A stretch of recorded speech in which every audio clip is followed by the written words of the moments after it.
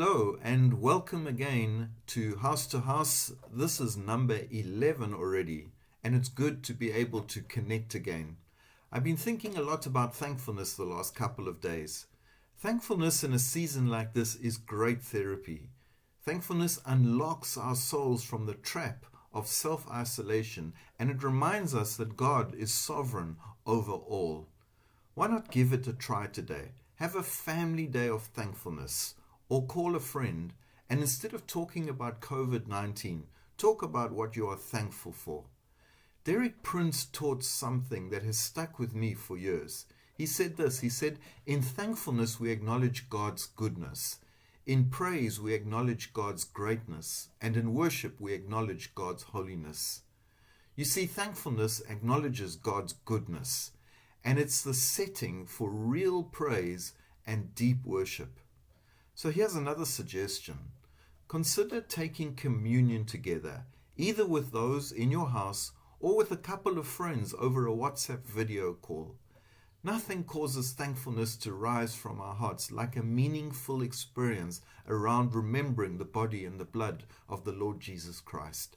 It naturally causes us to rise in acknowledging God's greatness and holiness. And by the way, meaningful connection to God will set you up for meaningful connections to other people. When we're at peace with ourselves and with God, we'll be at peace with others as well. I'm also deeply thankful for what's happening at Shaddai at the moment. We had a very good combined cell leaders equipping meeting on Wednesday night. And we're so grateful to our cell leaders who are incredibly committed to seeing you thrive in this season. And thank you too for your commitment to community in a season of isolation. If you're not part of a cell group and you would like to connect, please contact us and we will quickly connect you into a community. You can use info@escc.co.za to make contact with us. But just to be realistic for a moment, it's looking unlikely that we will be able to gather together corporately for quite some time. And as a pastor team, we're planning as if that time will be September. So it is true that in this season, your cell group is your church. Now you know this, and our scriptures show us clearly that church has always existed in three forms. Church disciples in twos and threes, church meets as family in homes, and church gathers to celebrate.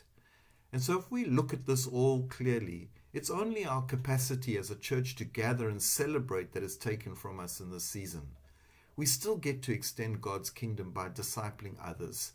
We still get to be part of meeting as family in homes. Your home is your church. I'm so thankful that we have a strong structure to support our church meetings and homes. And I'm grateful to our pastors who are serving our leaders in this season. I'm also grateful that as a church we've been able to stay invested in our mercy ministries, like the food project in Klipierville, Morningstar and for Santa Cruz. Thank you to Enrique and to everyone who has donated or supported this project. So far, R250,000 worth of food has been distributed. And thank you also to Glyn and her Bless the Baby team. They've received an essential services permit to pack and deliver baby bags to hospitals. And in addition, a huge donation from right across Cape Town that has made it possible for us to do this. Thank you to those who have been delivering soup to Klipierville. And thank you to the volunteers who are part of Helping Hands, who have been serving people within our community who have needed help. We have a lot of reasons to give thanks. And of course, I'm thankful for our family center who have served our family life and the counselors who have taken time to talk to people who just need to chat. And then Judy and I would like to thank our staff who have willingly engaged in so many Zoom calls to figure out how best we can serve you, to serve our youth, to serve our children, to serve our community. How do we worship in this season? How do we engage our youth? How do we help our seniors? How do we consider the poor? How do we make our homes churches? What about isolated people? What about anxious people? We've discussed all of this and many more questions. We've made plans, we've changed plans, we've made new plans. Thanks to this team, we are thankful and excited to continue to figure out what church looks like in these interesting days. Again, may I just say from our heart to your heart, thank you to you for staying faithful to God, for your intercession, for you using this time to invest into your family and friends, for believing and encouraging others. I received 2 testimonies yesterday of people doing exactly this. And all I could say was thank you to God for people who believe that God is God and we are not. Keep serving Him with passion and trust. He is your God and we are not God. Please keep connected as well.